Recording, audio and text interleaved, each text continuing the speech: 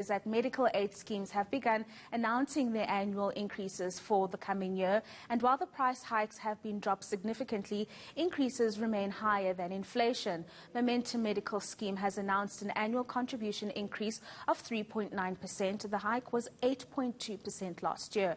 Momentum says the average age of its members is well below the industry average, which had a positive impact on its claims forecast. And last week, you'll remember, MedShield announced an increase of about 5.9% for the year, significantly lower than last year.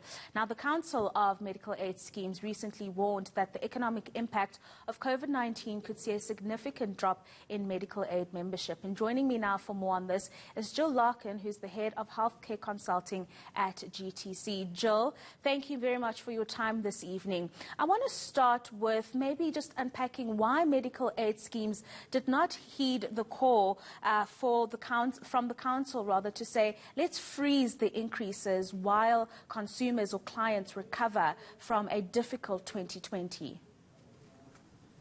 Hi, Rishiwe, and thank you for the invitation, and hello to all your watchers and listeners. So why didn't they heed? That's such a double-edged sword to ask a medical scheme to do, because the medical scheme has to provide its members with benefits in return for a premium.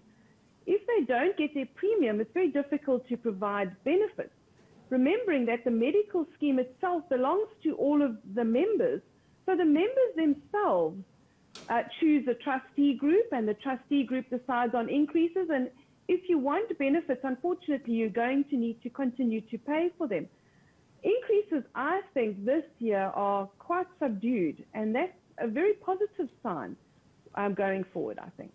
Yeah, so if we say, okay, then it's reasonable for medical aids to have these increases so that they can provide the best service to their customers, why are these increases above inflation and perhaps not in line with inflation? Well, I think they are pretty much in line with inflation. There's one that's a little above. The MedShield is at 5.6. Best Med released at 4. Momentum, as you know, at 3.9. Bonitas released at 4.6. We are waiting for the biggest one to come through. I think it's at the end of next week. So we do see very subdued increases this year, and I think that's a very positive sign.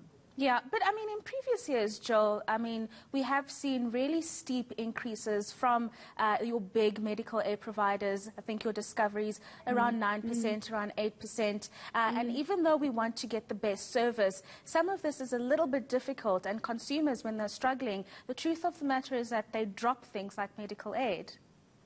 Yes, I absolutely agree with you. Going into this period of recovering COVID, where we are seeing a lot of employee benefits falling away or being put on pause, one of them being the medical schemes, it is factoring into members' financial calculations going forward, and it is one of the things that is going to come under a lot of pressure. So if members don't downgrade their scheme, which is obviously the option that they would look at first, then they will end up cancelling their schemes. And if you actually don't have any income, what other option do you have but to cancel?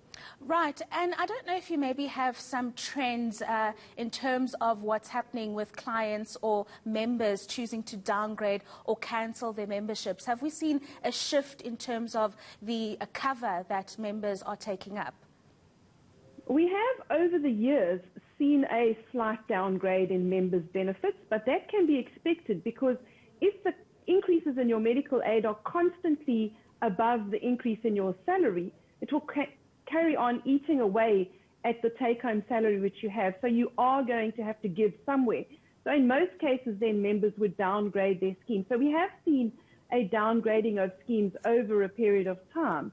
And I do believe that is unfortunately going to have to carry on whilst everybody is feeling the pinch. There isn't another solution that has been brought to the table, but we are, as a medical scheme community, looking at the low-cost benefit options now in far more detail. The council has gotten much more involved with that as well.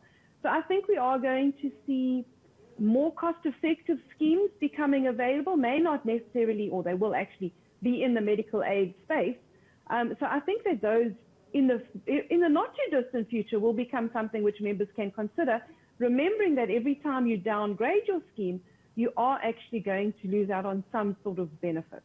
Jill, such an important conversation, but with very, very little time. Thank you so much. That's Jill Larkin, who's the head of healthcare consulting at GTC.